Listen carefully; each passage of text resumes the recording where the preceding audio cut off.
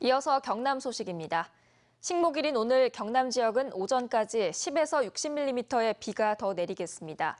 비가 그친 뒤 낮 기온은 10에서 14도 분포로 어제보다 5에서 6도가량 낮아 쌀쌀하겠습니다. 남해 동부 앞바다와 먼바다에는 최고 2m까지 파도가 높게 일고 있어 선박 운항에 유의하시길 바랍니다. 공급 과잉에 정부의 규제 강화가 더해지면서 경남의 부동산 침체가 장기화하고 있습니다. 다른 지역의 하락 국면에도 꺾일 줄 모르며 고공행진하던 진주 혁신도시마저 주춤거리고 있습니다. 윤주하 기자입니다. 공공기관 이전으로 신도시가 형성된 진주 혁신도시. 34평 아파트가 한때 3억 7천만 원까지 올랐지만 올 들어 많게는 3, 4천만 원씩 떨어졌습니다. 문의는 종종 있어도 거래로 이어지는 것은 극소수입니다. 혁신도시가 앞으로 장기적으로 봐서는 진주에 아주 그냥 유망한 지역이라 보기 때문에 그것을 좀 물어보는 문의는 많은데 그냥 물어만 보고 많은 상황입니다. 2015년부터 분양하는 아파트마다 완판 신화를 이어가며 진주 지역 집값 상승을 이끌던 혁신도시 아파트 매매가가 내림세로 돌아선 겁니다. 경남의 다른 지역이 본격 하락 국면에 접어든 지난해까지도 진주는 사천과 함께 항공 산단 개발 호재 덕분에 상승세를 유지했던 곳입니다. 이들 지역의 하락세 속에 경남의 부동산 시장은 더더욱 곤두박질 치고 있습니다. 지난달 경남의 주택 매매 가격은 전년 같은 기간보다 3.05% 내리며 전국에서 가장 큰 하락폭을 기록했고 미분양 물량도 12,000여 가구로 전국에서 가장 많습니다. 지난 몇 년간 분양 물량이 많아 공급이 는 데다 양도세 중과 등 정부의 부동산 규제 정책이 강화되면서 다주택자들이 매물을 내놓고 있기 때문이란 분석입니다. 올해 이어 내년까지도 아파트 입주가 이제 지속이 될 것으로 예상이 됩니다. 그래서 전반적으로 이제 전세 시장은 약세를 보일 것 같고요. 이에 따라서 매매 시장도 상당 기간 위축이 될 것으로 예상됩니다. 넘쳐나는 미분양 속에 경남엔 올해만 3만 9천 가구가 입주 예정이어서 부동산 시장은 한동안 얼어붙을 전망입니다.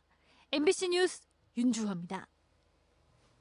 STX 조선지회가 지난달 27일부터 이어오던 더불어민주당 경남도당 점거농성을 해제했습니다.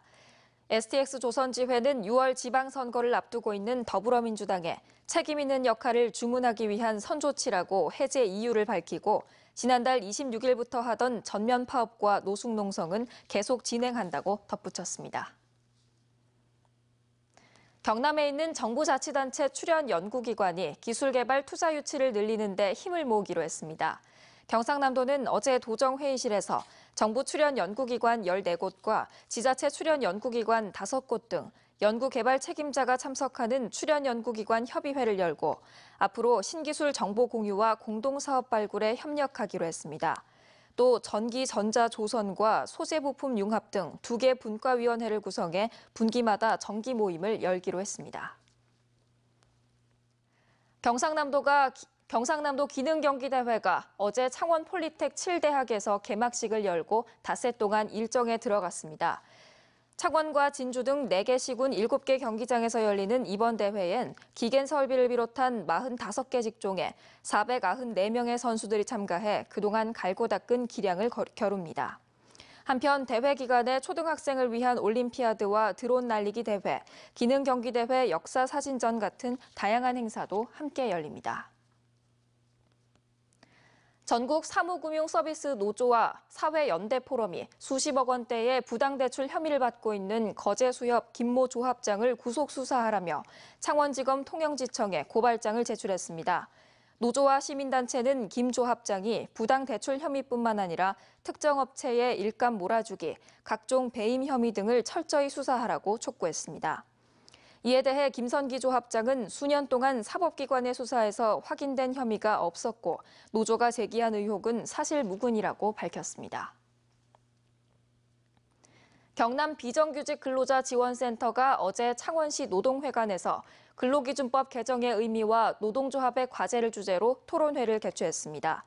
최영주 노무사는 정부가 주당 최대 근로시간을 52시간으로 개정하면서 5인 미만 사업장의 노동자를 배제한 점과 휴일 근로에 대한 중복 할증을 부인한 점을 지적했습니다.